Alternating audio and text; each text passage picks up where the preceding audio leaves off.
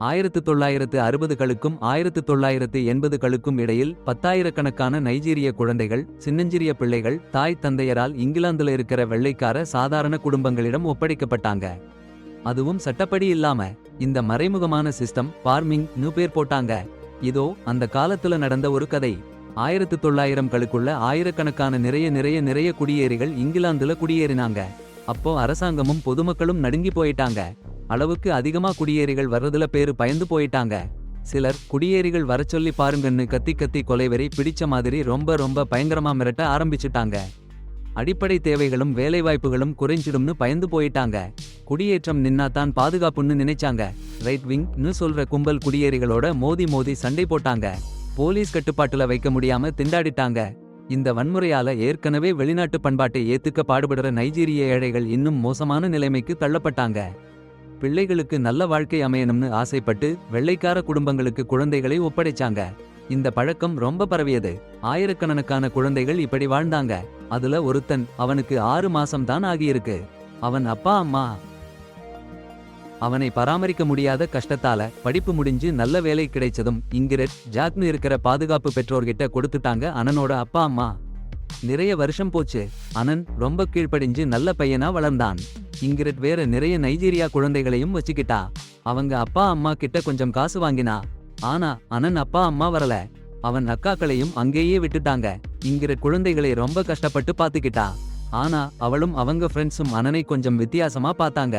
அவன் ரொம்ப பேசமாட்டான். சோஃபாக்கு பின்னாடி கற்பனை ஃப்ரெண்ட்ஸோட விளையாடுவான். அவனுக்கு கொஞ்சம் பாதுகாப்பின்மை இருந்துச்சு. எப்பவும் அவன்கிட்ட அன்பு காட்ட நிறைய எதிர்பார்த்தான். இங்கிரெட் அவனை ரொம்ப பாவமா உபயோகப்படுத்தினா. அவனை பணையக் கடையில கொண்டு போய் அம்மாவோட பிடிச்ச பிள்ளையா இருக்கணும்னா அந்த பொண்ணு சங்கிலியை எடுத்து வான்னு சொன்னா. அனன் அப்படியே செய்தான். ஆனா கடைக்காரன் கண்டுபிடிச்சிட்டான். இங்கிரெட் அவனை அடிச்சு எனக்கு தெரியாதுன்னு நடிச்சா. பிறகு யாரும் இல்லாத போது சங்கிலியை திருடச் சொன்னா. அனனும் திருடினான், இங்கிரெட் கிட்ட அன்பு வாங்கணும்னு. ஆனா அந்த சுயநலக்காரி அந்த நகையை இன்னொரு பிள்ளைக்கு கொடுத்தாச்சுன்னா அனன் இருக்கிற பையனுக்கு உள்ளுக்குள்ளே ரொம்ப கஷ்டமா இருக்கு. ஆனா ஒரு வார்த்தை கூட சொல்லல.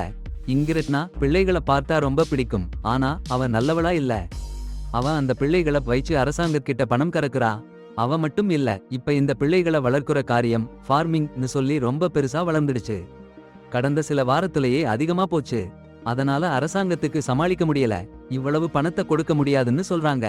அதனால அந்த பிள்ளைகளோட உண்மையான அப்பா அம்மாவை தேடுறாங்க. அவங்க கிடைக்காட்டி அருகில உறவுக்காரங்க கிட்ட கொடுத்துடுவாங்க. இந்த செய்தியை கேட்டதும் இங்கிரெட் பதட்டமா போயிடுச்சு. அவ பிசினஸ் முடியுமோன்னு டென்ஷன். அவ சொல்றா, அந்த பிள்ளைகள் இங்கிலாந்துல பிறந்தவங்க, அவங்கள அனுப்பக்கூடாதுன்னு. அரசாங்கம் சின்ன கால அவகாசம் கொடுக்குது. இங்கிரெட் அந்த பிள்ளைகளை வளர்க்கறத தொடர்ந்துடுச்சு. இந்த நேரத்துல எனிடான்னு இருக்கிற பையன் சமுதாயத்துல இடம் பிடிக்க பாடுபடுறான். இங்கிரெட் அவனை பார்க்க மாட்டாங்க. அவனுக்கு அங்க ஃப்ரெண்ட்ஸ் இல்ல. வெள்ளைக்கார பிள்ளைங்க அவனை விரட்டி அடிக்கிறாங்க. அவங்க நாயை கூட கடிக்க விடுறாங்க. இங்கிரெட் ரொம்ப கோவப்பட்டா. அவ கணவன் ஜாக்க கிட்ட சொன்னா, அந்த வெள்ளைக்கார பிள்ளைங்க அப்பா அம்மா கிட்ட போய் பேசுன்னு. ஆனா ஜாக் அனனை வீட்டுல இருந்து ஓட்டி அடிச்சுட்டான். அவன் அடி வாங்கிட்டு வரும் வரைக்கும் வீட்டுக்கு வராதேன்னு சொல்லிட்டான். பாருங்க, அவனை பள்ளிக்கூடத்துல கொடுமைப்படுத்தின டீச்சர்ஸ் அந்த பயலோட மனசுல ரொம்ப பெரிய காயத்தை பண்ணிருச்சு. சின்ன பையன் சரியா வாழவே முடியல. சில நாள் கழிச்சு அனன் அவன் அக்காக்களோட விளையாட போறான். அப்போ ஒரு வரிசை வானவில்லை பார்க்கிறான். சட்டென்ன ஒரு ஆசை வச்சிடுறான். வீட்டுக்கு வந்தா அவனை கொண்டு போக அவன் அம்மா அப்பா வந்திருக்காங்க. நாட்டுக்கு வந்துட்டாங்க.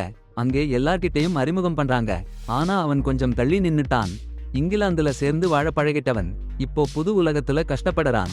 அவன் தாத்தா சொல்றாரு, நம்ம குடும்ப வழக்காச்சாரங்களை செய்யணும்னு. அதுல எல்லாம் பேய் வேஷம். அவன் மார்பில கத்தியால குத்தினாங்க. அவன் தன் குடும்பத்தையே வெறுக்க ஆரம்பிச்சுட்டான். யாருடையும் பேசமாட்டான். பள்ளிக்கூடத்துல டீச்சர் தண்டிச்சா. அந்த கட்டையை பறிச்சு டீச்சரை அடிச்சுட்டான். 6 மாசமா ஒரு வார்த்தை பேசல. 3 தடவை பள்ளிக்கூடத்துல இருந்து வெளியேற்றப்பட்டான். அவன் அப்பா சோர்ந்து போய் அவனை திரும்ப அனாதை இல்லத்துக்கு அனுப்ப போறான். அவன் அம்மா கெஞ்சி அவனை வைச்சுக்கணும்னு கெஞ்சுறாங்க. அவன் ஒரு சாதாரண வாழ்க்கை வாழணும்னு பெற்றோர்கள் ஆசைப்பட்டாங்க. அந்த 2 பொண்ணுகளையும் வச்சுக்கிட்டாங்க. ஆண்டன் திரும்ப அந்த தத்தெடுத்த வீட்டுக்கு போனான். இங்கிரெட் அவளோட கூட்டாளிகள் ஆண்டனோட குடும்ப வழக்காச்சாரங்களை கிண்டல் பண்ணினாங்க. அவனுக்கு ரொம்ப வெட்கமா இருந்துச்சு. டாய்லெட்ல புதைஞ்சிட்டான். முகத்தை நல்லா தேய்ச்சு கழுவினான். அவன் தோலோட கருப்பு ஒரு அழுக்குன்னு நினைச்சான். அதை தேய்ச்சு வெள்ளையா மாத்திக்கலாம்னு நினைச்சான். ஆனா ஒன்னும் நடக்கல. அப்புறம் டால்கம் பவுடர் கொட்டி முகத்துல பூசிக்கிட்டு சாலையில இறங்கினான். வெள்ளை பசங்க அவனை ஏத்துக்குவாங்கன்னு நினைச்சான். ஆனா அவங்க அவனை கிண்டல் பண்ணினாங்க. பல வருஷங்கள் அப்படியே கஷ்டமா போச்சு. ஆண்டனுக்கு 16 வயசு ஆச்சு. ஸ்கூல்ல படிக்கிறான். ஆனா அவன் மனசுல இருக்கிற வடு அவனை விடல. அவன் தன் இனத்தையே வெறுத்தான். கருப்பு டீச்சர் மிஸ் டாவை கிண்டல் பண்ணினான். கிளாஸ்மேட்ஸோட சண்டை போட்டு ஸ்கூல்ல இருந்து சஸ்பெண்ட் ஆனான். வீட்ல இங்கிரட் அவனை நான் வளர்த்த மோசமான பையன் குறை சொன்னாங்க. ஆண்டன் எங்கேயாவது சரியா பொருந்துற இடம் தேடி அலைஞ்சிட்டே இருந்தான். மிஸ்டா ஸ்கூல் கிட்ட அவனை பார்த்து சின்ன சாட்சாட்டுக்கு அழைச்சாங்க. அவன் ஃப்ரெண்ட்ஸ் கனவுகள் எல்லாம் கேட்டாங்க. ஆண்டன் நிறைய ஃப்ரெண்ட்ஸ் இருக்காங்கன்னு சொன்னான். ஆனா அவங்க எல்லாருமே கற்பனை ஃப்ரெண்ட்ஸ்னு சொன்னான். அவன் ஒரு பெரிய மனுஷனா ஆகணும்னு ஒரு நாளும் நினைச்சதில்ல. ஆனா அவனுக்கு வரைஞ்சா ரொம்ப பிடிக்கும். அந்த பிடிச்சதுதான் மிஸ் டேப்போஸ்க்கு அவன் எவ்வளவு தனிமையில இருக்கான்னு காட்டிருச்சு. பேச போறதுக்குள்ள அவன் ஓடி போயிட்டான். பார்க்ல அவன் போய் அழகான பூக்களை பார்த்து ரசிச்சான்.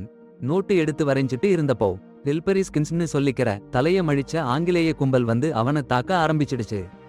லெவின்னு ஒரு பயங்கரவாதின் தலைமையில அவன் நிறத்தையும் எங்கிருந்து வந்தானுன்னு சொல்லியும் அவனை அவமானப்படுத்தினான். அப்படியே அடிச்சு உடைகளை கிழிச்சு பாழாக்கிட்டாங்க. பாவப்பட்ட பையனை அவன் கருப்புன்னாலே எவ்வளவு வேணா துன்புறுத்தலாம்னு நினைச்சு சில தண்டனைகளையும் சொன்னாங்க.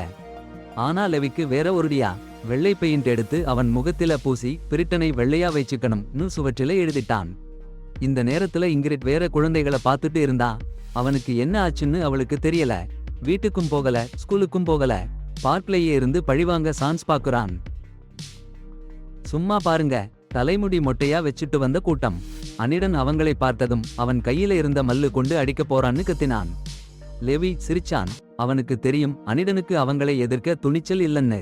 மிஸ்ஸோவும் மத்த மாணவர்களும் இத பார்த்தாங்க.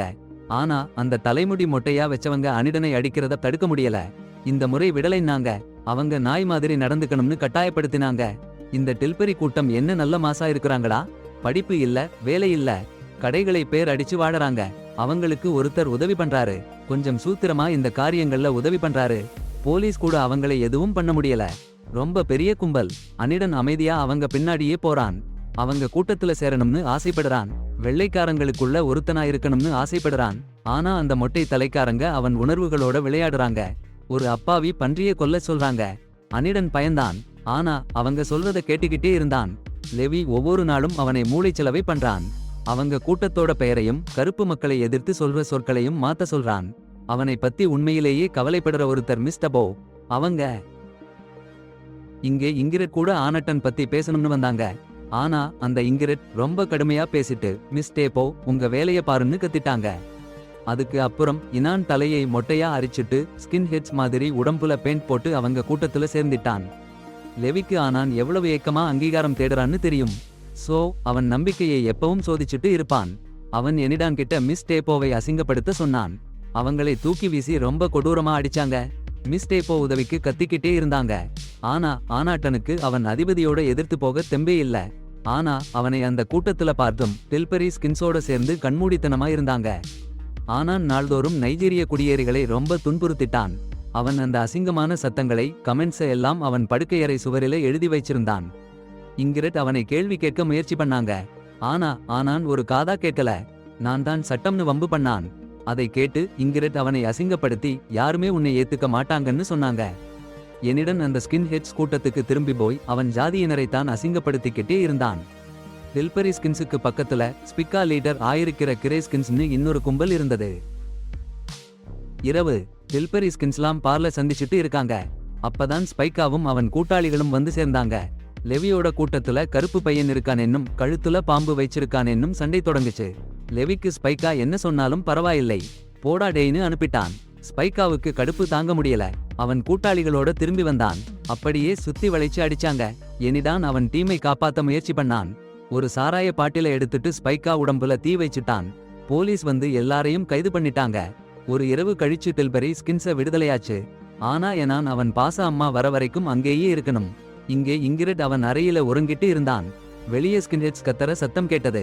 போங்கடான்னு கத்தினான் இங்கிரட். ஆனா அவங்க அனோனை தேடினாங்க. ஜன்னல்களை எல்லாம் உடைக்க ஆரம்பிச்சுட்டாங்க. அனோன் சத்தம் இல்லாம போய் சேர்ந்துட்டான். இங்கிரட் திரும்பி வராதேன்னு கத்திக்கிட்டே இருந்தான். டில்பரி ஸ்கின்ஸ்க்கும் கிரே ஸ்கின்ஸ்க்கும் மாபெரும் மோதல். லெவி முன்னாடி நின்னான். ஆனா எதிர்கூட்டம் அனோனை தேடினாங்க. ஸ்பைக்காவுக்கு தீ வைச்சது அவன்தான்னு சொன்னாங்க. டில்பரி ஸ்கின்ஸ் அனோனை காப்பாத்துற மாதிரி நடிச்சாங்க. கொஞ்ச நேரத்துக்கு அப்புறம் எல்லாரும் ஓடிட்டாங்க. பாவம் அனோன். காட்டுமிராண்டித்தனமான தாக்குதலால் கடுமையா காயமடைஞ்சு லெவிய ஏன் தனியா விட்டுட்டான்னு கேட்க ஓடுறான். அந்த லெவி சிரிச்சு கருப்புத்தனக்காரன் தலைமையில டில்பரி ஸ்கின்ஸ் நடக்க விடமாட்டேன்னு கத்தறான். என்னிடம் எவ்வளவு செஞ்சாலும் அங்கீகாரமே இல்ல. அந்த நம்பிக்கை மோசடி அவனை கொதிக்க வைக்குது. லெவிய கொன்னுடுறான். பாம்பை எடுத்துட்டு டில்பரி ஸ்கின்ஸ்னு கத்தறான். ஆனா அவனை தலைவனா ஏத்துக்க மாட்டேங்கிறாங்க. ஒரு கைவிடப்பட்ட வேலைக்கடையில ஒளிஞ்சு பாம்பை தன் நண்பனா வச்சுக்கிறான். அதுல சந்தோஷம் இல்ல. வளர்ப்பு வீட்டுக்கு போறான். சோஃபா பின்னாடி ஒளிஞ்சு கிடக்கிறான். போலீஸ் வந்து ஜெயிலுக்கு போறான். சில நாள் கழிச்சு வக்கீல் வருவாரு. இங்கிரட் கூப்பிட்டாங்க. அவன் அப்பா அம்மா கூட வந்தாங்க. இங்கிரட் மேல எல்லா குற்றத்தையும் போட்டு சண்டை போடுறாங்க. என்னிடம் மனசு போச்சு. அப்பாவையும் போலீஸ்காரங்களையும் அடிச்சுட்டு ஓடிடுறான். பாம்பை பார்க்க போறான். சாக்கடிச்சுட்டாங்க. அவன் அழுது கிடக்கிறான். தன் இடத்தை தேடி தெருவுல அலைஞ்சுட்டே இருக்கிறான். திடும் தில்பரி கூட்டாளிங்க அனன் ஜெயிலுக்கு வெளியில வந்துட்டான்னு கேள்விப்பட்ட உடனே தலைவனுக்கு பழிவாங்க ஒருங்கிணையறாங்க. ஆனா அவங்க அனனை பிடிக்கிறதுக்குள்ளேயே ஏனான் தன்னால முடியலன்னு தூக்கு போட்டு தன்னோட துன்பமான வாழ்க்கையை முடிச்சுக்கிட்டான். அட போங்கடா. போலீஸ் வந்து அவனை உடனே ஹாஸ்பிடல்ல சேர்க்கறாங்க. சின்ன பிள்ளை அதிசயம் உயிர் பிழைச்சிட்டான். சிகிச்சை முடிஞ்சதும் ரீஹாப் சென்டர்ல சேர்க்கறாங்க. இன்னும் அதிசயம், அவனுக்கு கார்டியன் யாரு தெரியுமா? அவனோட டீச்சர் மிஸ் டாபோ. அவங்க சொல்றாங்க அவன் அப்பா அம்மா அவன் படிப்புக்கு பணம் கொடுத்திருக்காங்க. எல்லா வழக்குகளுக்கும் விடுதலை. ஆனா அவன் அப்பா மாதிரி லாயர் ஆகணும். அனன் மூலையில உட்கார்ந்து எனக்கு படிக்க முடியாதுன்னு அழுது புலம்பறான். மிஸ் டாபோ சமாதானம் பண்றாங்க. உனக்கு இன்னொரு வாய்ப்பு. இந்த முறை நீ தனியா இல்லன்னு. கடந்த கால நினைப்புகள் அவனை தொடர்ந்து துன்புறுத்தினாலும் அவன் விடல. பாருங்கடா, சில வருஷத்துல லண்டன்ல இருக்கிற பெரிய யூனிவர்சிட்டியில டிகிரி வாங்கிட்டான். அப்புறம் அவன் தன்